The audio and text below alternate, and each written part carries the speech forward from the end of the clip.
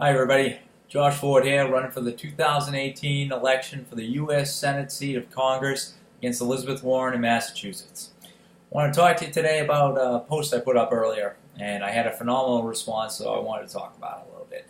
I was talking about a couple of the police officers, a couple of the sheriffs that I work with, and how I talk to them about politics, because I wanted to get a view of, what's going on, how people feel off the internet. Often these days it's two different worlds because of the mainstream media. So one was an older officer, one was a younger man. It seems that the younger man, being a sports enthusiast, not really having time for politics or Facebook, really didn't know anything, and that was unfortunate. The older officer, thankfully, he'd at least heard about the corruption and about the cheating and stealing the election from Bernie Sanders. But the thing that kind of made me nervous was that he was still considering Hillary or Trump. That scared the heck out of me. So thankfully, he was willing to listen, and I explained to him about Jill, being the only honest candidate that's not owned by corporations. She's not going to pass the TPP, and I explained to them what that was. I had to tell them about the Clinton body count and how people around them mysteriously die, including the UN president who crushed his throat with a weight accidentally. Being prison guards and sheriffs, that kind of made him stop and scratch his head and think about that a little bit. So I hope I made some kind of an impact with them. But they also made an impact on me, because it made me realize just how much people have been manipulated by the mainstream media. It's really incredible that if you don't do a little digging on the internet on your own time, find out the truth, find out what is happening in the world, in the elections today, you're going to be lied to, you're going to be manipulated, and you won't even know that it's happening. That's the really scary part. So people's responses told me that, when they went out and they tried to tell their friends and they try to tell people that aren't connected to the internet, as you and I are, that, there's that real disconnect. They have trouble hearing the truth because they're just not used to hearing it. So we really have to put forth an effort. One post from a lady who commented, she said it was like being in a secret society, being a progressive. And as funny as that is, and almost as truthful as it is, it's kind of the way it feels these days. We know the truth. We're these progressives. We fought for Bernie. We fought for Jill Stein. We know that the election has been rigged, that we live under an oligarchy, and that we're looking at some tough times ahead if we can't wake everybody up. We need to make them realize that World War III is on the horizon, thanks to Obama and Hillary and the simple profit that the rich can make. The younger officer really scared me because he was like, there's some good reasons for war. And I said, man, there is never a good reason for war. War should be the absolute last resort. If we have no choice and it's to save lives and make a difference in this world, then absolutely, let's do what we got to do. But that's not what we do here. Right now, our troops are in Afghanistan defending opium and heroin fields. I mean, it's insane. I mean, I have no proof of this, but I've heard a story about one soldier who tried to present evidence, and he committed suicide by shooting himself 3 times in the head. I don't know how true that one was, but I mean, that's kind of the situation. I have a video that I'm going to share, as well as other links showing things, the troops defending opium fields. And it's just scary to see that that's what our troops are doing.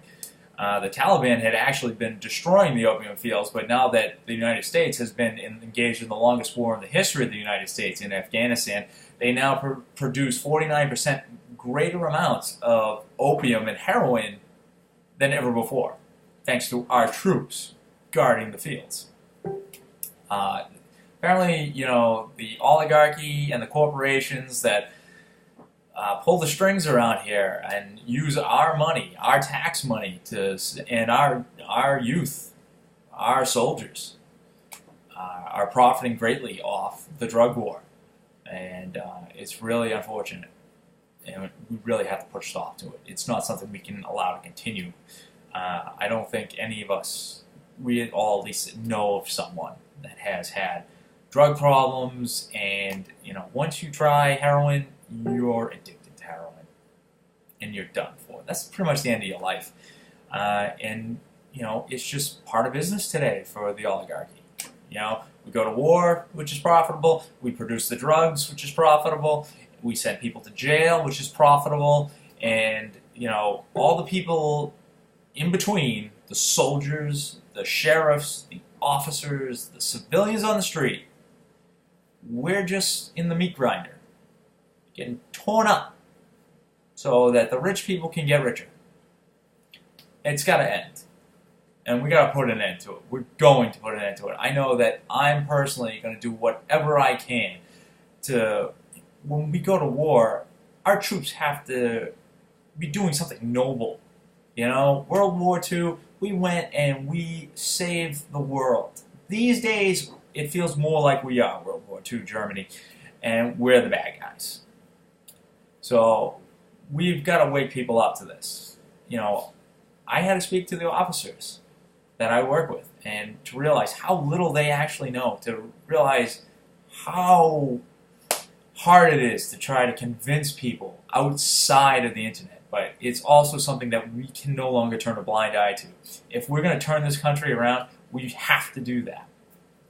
But, the good thing is, people are getting out, people are speaking up. And what I want to talk about as the example of is North Dakota, where the tribes on the reservation came together and they fought by the thousands. All the tribes came together and they fought.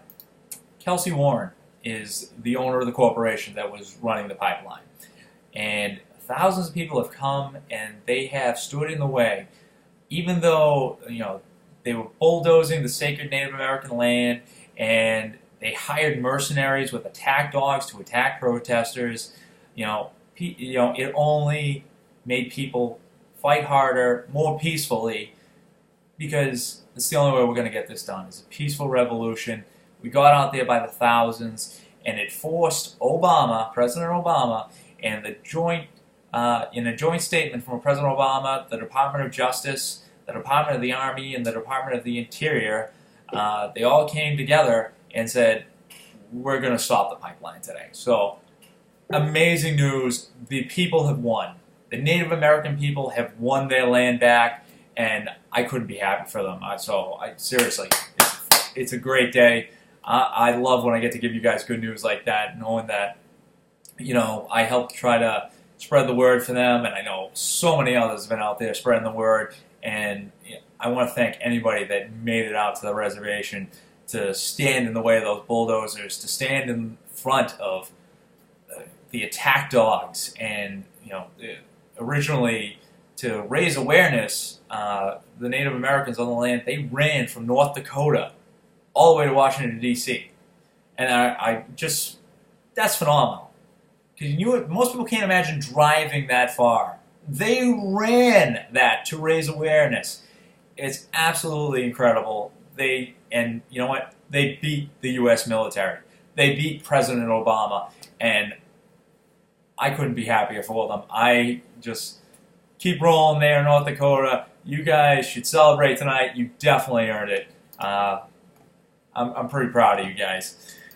What else I want to talk to you about is, I saw a little video about Hillary Clinton's illness.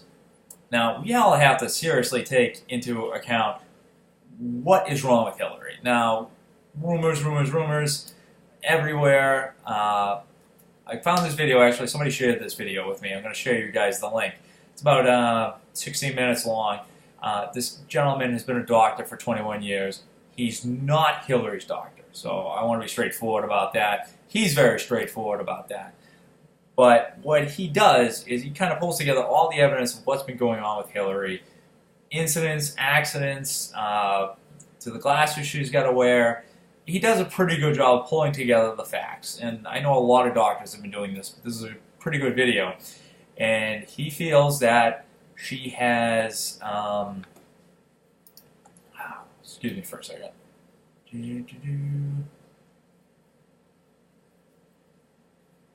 Parkinson's disease. Sorry about that. He goes on to tell you about how she has Parkinson's disease, and that is an enormous illness.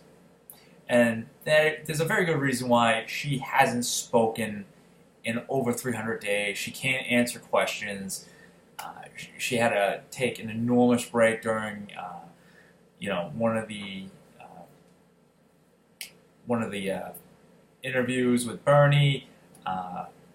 She's definitely has something wrong with her.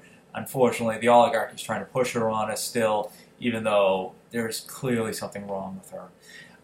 We need a panel, a medical panel, to clear her. To tell us, the American people, she needs to be subjected to some tests if she really wants to continue. She's killed plenty of people, so, I mean, she seems determined. But hopefully this, the illness will be the end of it, because otherwise you're not really, even those that would consider voting for her, which you really shouldn't be, you have to consider that she's not going to be the president for very long. It's very likely her illness will cripple her and possibly end her life a lot sooner than you would expect. And that's going to leave the VP, Tim Kaine, pro-TPP choice, in charge. I don't think Hillary should be made the president of the United States simply because she thinks she's owed it. She's killed people, she's started wars, she's disrupted the world, and, this is one of those karma coming back to get you. If she really has Parkinson's, that's God going, you've caused a lot of trouble, and you're getting what you get. So, hopefully, we can get some tests done, or she'll drop out before this is all said and done, and Bernie Sanders will get to step back in.